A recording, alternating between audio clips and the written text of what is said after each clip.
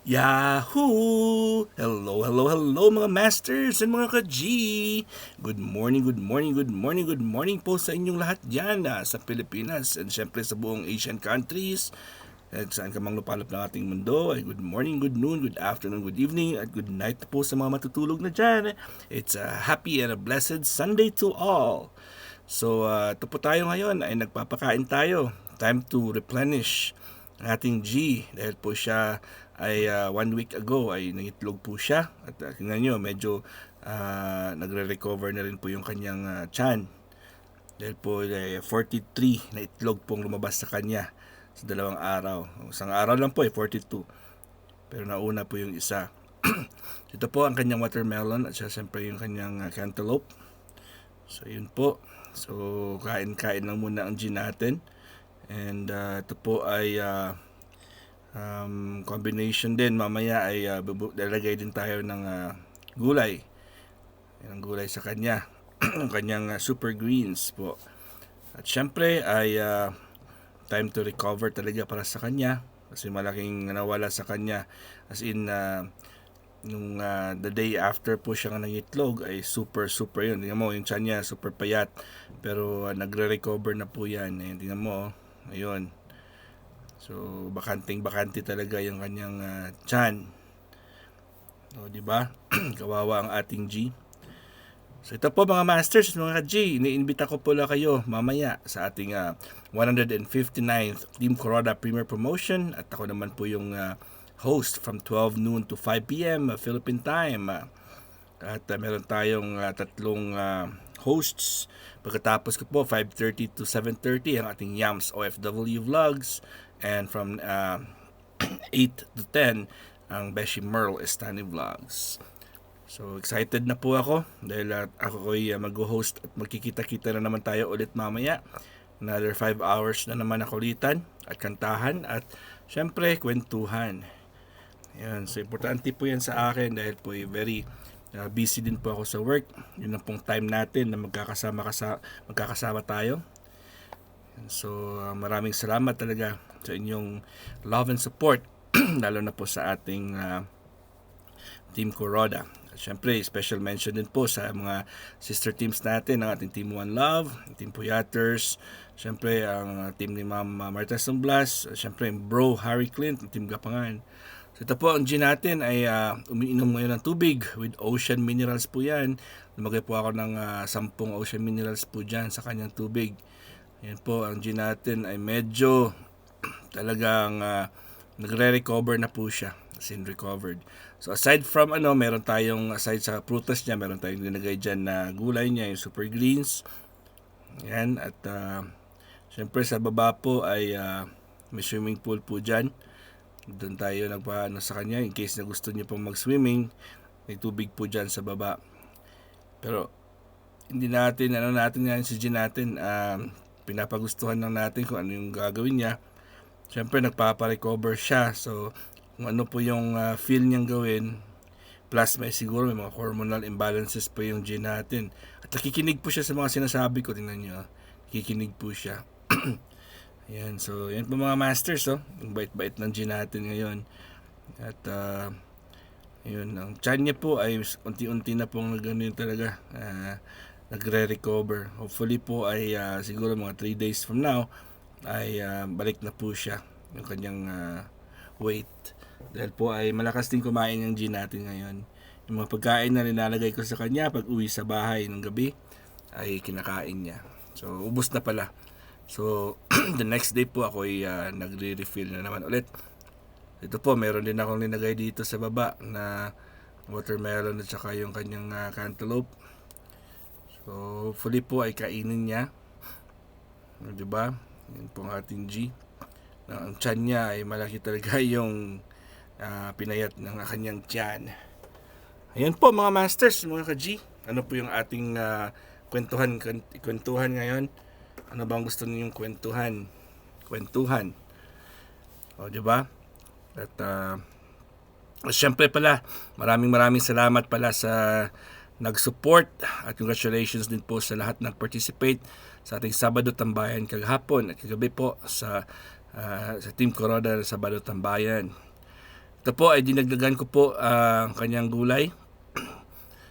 At dinagdagan ko lang po at nilagyan ko po ng calcium powder. Calcium powder po yan, nakikita niyo medyo may puti. Calcium powder po yan mga masters. At ito po, bigyan naman natin ng kiwi si G. Ayan ang kiwi ng G natin. Oh. Ayan. Gustong gusto niya po yung kiwi. Isa sa mga bagong prutas na gustong gusto niya. Medyo mahal lang po yung kiwi pero siyempre very rich in vitamin C po yan. Ayan po, meron pang natira sa natin. Kasi na ako, ayaw ko nang makagat ulit ng kanyang yung si G. Ayaw ulit akong makagat ni G. Kasi masakit talaga yung kinagat niya sa akin. Imagine nyo, ngayon pa lang naghihilom yung super lalim po ng sugat po ng kamay ko. Ayan, so yan ang G natin, super spoiled po yan. At gusto niya ring hawakan, pero pag binubuksan ko po yung pintuan, nakikita ko talaga na parang gusto niyang lumabas. Gusto ng G natin lumabas. Mainit ang araw, kaya po maganda kasi naaabot din siya konting silak ng araw. Ayan po yung ating ating gecko. Siya po ay busog na busog po yan ng gecko natin. Dahil marami po siyang nakain na fruit flies. Ayan po siya.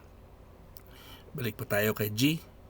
Si G po natin ay kung bakit po siya ay nagkakaroon ng sugat sa kanyang ilong. Dahil po dyan ay pilit niya pong pasok loob yung ilong niya sa butas, sa grills pala ng ating ng kanyang bahay. So sa patuloy niyang gumaganon ay nagkakaroon po ng sugat. So hindi talaga nature ng ating G. So hindi yan, pag nagkaroon po siya ng chance ng makalabas, syempre gusto niyang gawin po yan. So ayun lang po na. Lang natin si G, i-pet lang muna natin si G. Dahil po ito ay perfect time na nagre-relax siya kasi kakakain niya lang. At tingnan mo, tingnan mo siya. May gutom na gutom ata ito eh. Kahit na gusto niya siguro yung kiwi. Nandun din yung kanyang watermelon at cantaloupe at saka yung mga dahon niya. Pero naghahanap siguro talaga ng kiwi, bagong sa panlasa niya yung kiwi. Kaya parang nagustuhan niya.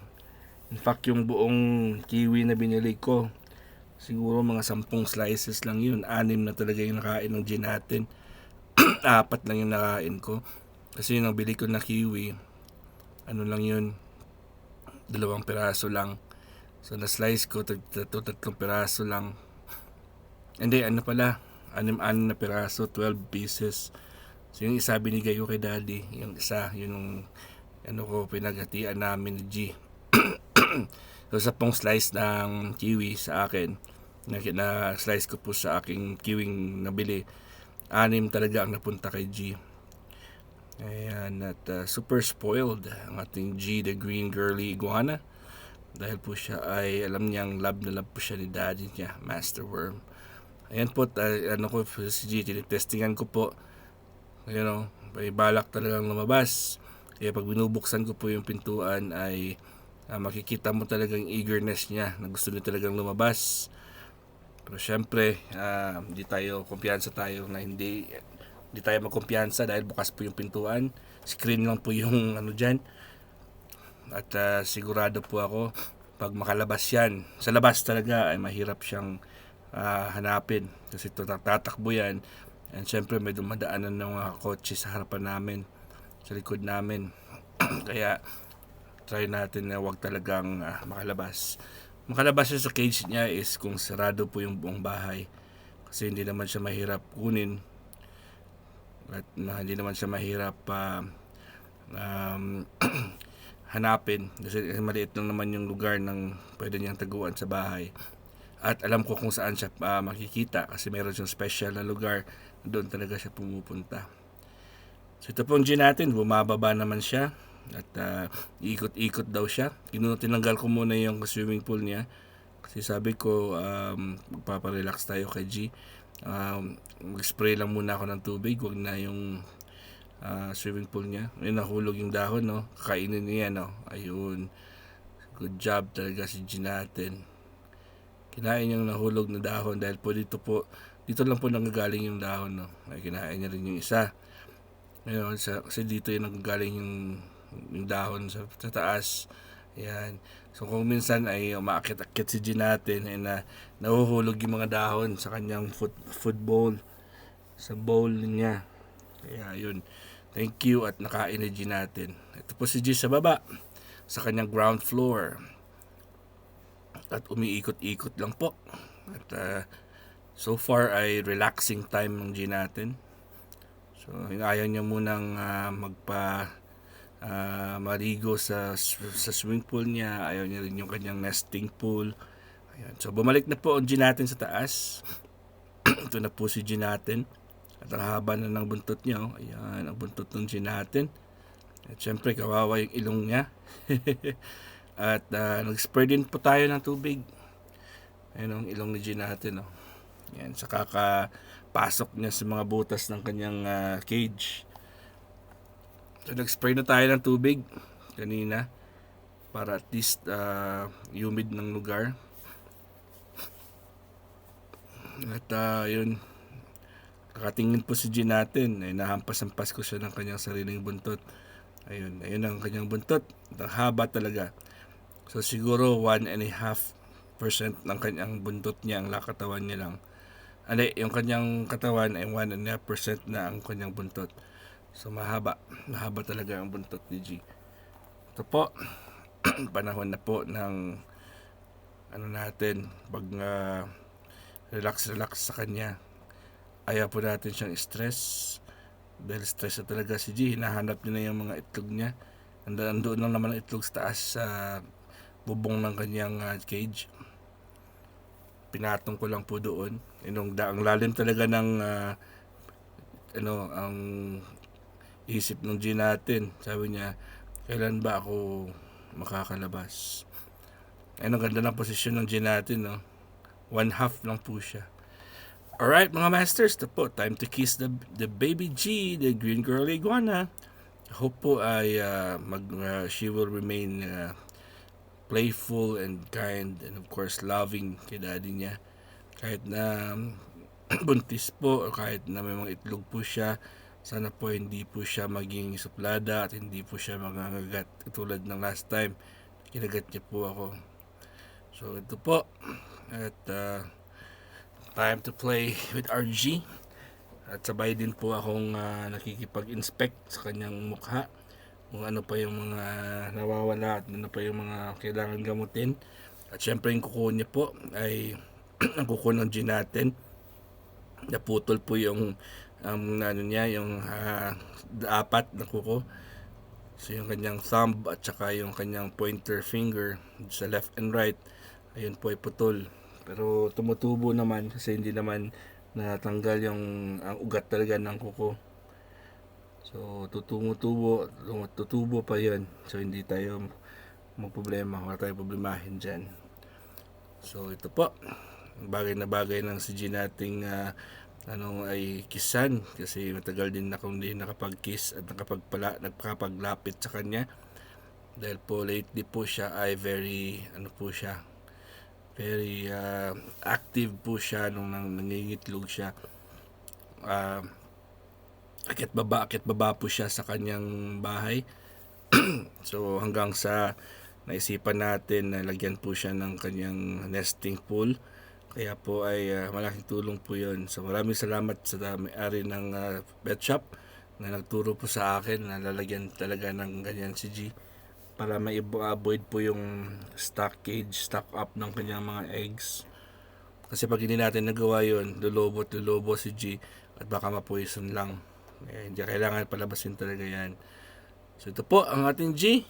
At maraming salamat talaga sa inyong love and support, mga masters and mga ka-G. Hopefully po ay kita ulit tayo bukas. makakagawa naman tayo ulit ng ating premiere ng ating All About G, The Green Girly Iguana. At syempre, sa ating premiere promotion mamaya, 12 to 5 p.m. And of course, dalawa pa yung magpa-follow sa akin pagkatapos ko. Maraming salamat. God is great. Yahoo!